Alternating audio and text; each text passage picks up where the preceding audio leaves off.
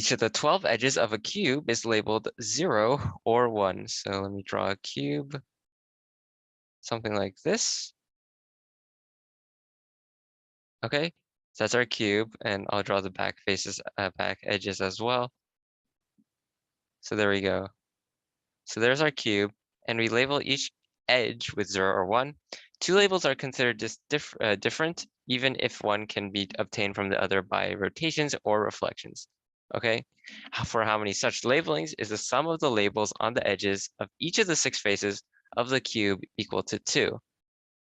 So what does this condition really mean? That the sum of the edges of each of the 6 faces is equal to 2. Well, that means for each face, you have a total sum of edges equal to 2, which means that you have 2 zeros and, more importantly, 2 ones, right? Because these contribute a total of 2. And that's the only way to get a total sum of 2 from zeros and ones. Okay, as a result, let's just take a look at this face here. And I'll just make it simpler by I'll just enlarge the back face of the cube.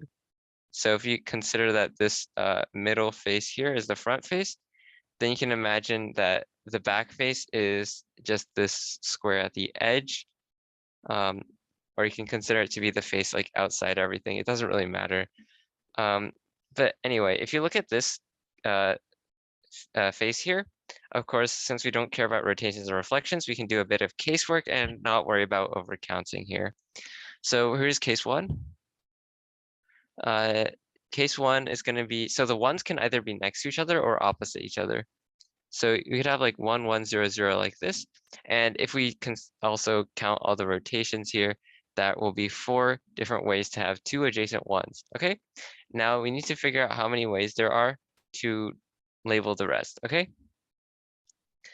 we can do this by, for example, saying that, okay, if this number on this edge is 1, then this locks in this 0, this 0, this 0, this 0, and this also locks in these to all be 1.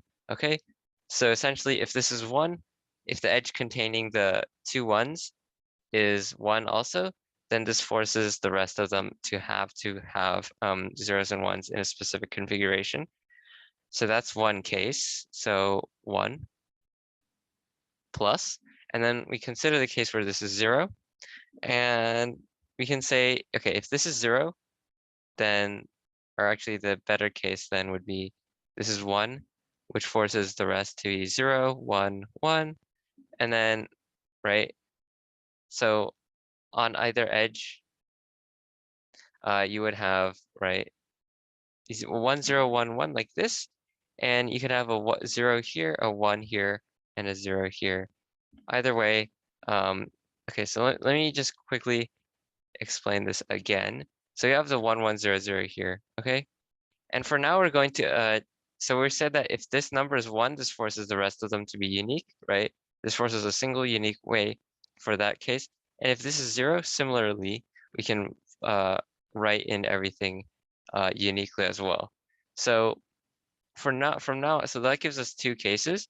And from now on, we're going to assume the opposite of what we just said, right? Because if this is 1, then this forces everything to be a single value, or to, we only have one possibility.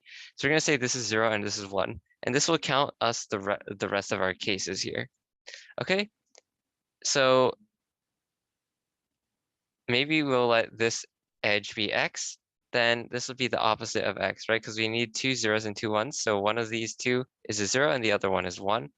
And then as a result, we have an x prime. So x prime is just the opposite of x. If it's a 0, then x prime is 1, and so vice versa. And if you look at this one has to be x because one of these has to be a 1 and the other one is a 0. So they're opposites as well. So similarly, if we let this be y, then this is y prime and this is y. As a result, we have 2 choices for each of x and y, which gives us an additional, so the 1 from the case where this number was 0, and then additionally plus the case where this is 0 and this is 1. That gives us additional 2 times 2 things here because these 2 x and y are independent. All right, perfect. Actually, it's not true what I just said, because we need to also consider the very edge of the cube, right? The very the back face, right? You have 2 x's and 2 y's, and as a result, x and y also have to be opposites. So in fact, it's not 2 times 2, but we only have a choice for x, and then y will be determined from that. So it's just 1 plus 1 plus 2. So that gives us a total of 4 times 4, which is 16 different ways for this case here. All right, perfect. So that's a wrap for that case. Now let's consider the other case where the ones are opposite each other. So let me just set this up again. So if this is 1 and this is 0 and this is 0, then we're looking at a different case, right? So case 2 is where you have the 1, 1, and then 0, 0. There are 2 of those cases, right? Either the ones can be vertical or they can be horizontal. And now we have it's actually not bad, because if we let this be 0, then this is 1 and then 1, this is 0, 0, this is 1, 1, and then finally this has to be 0. So that gives us one case, right? And if this is 1, it just goes the other way. So we also consider the case where the upper left diagonal edge is a 0, which gives us, or is a 1, and that gives us 0 here, 0 here, 1 here, 1 here, 0, 0, and finally a 1.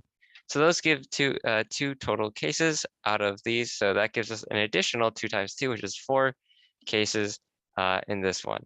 So as a result, if we add up the cases, we have 16 and 4, and that gives us a total of 20. Final answer.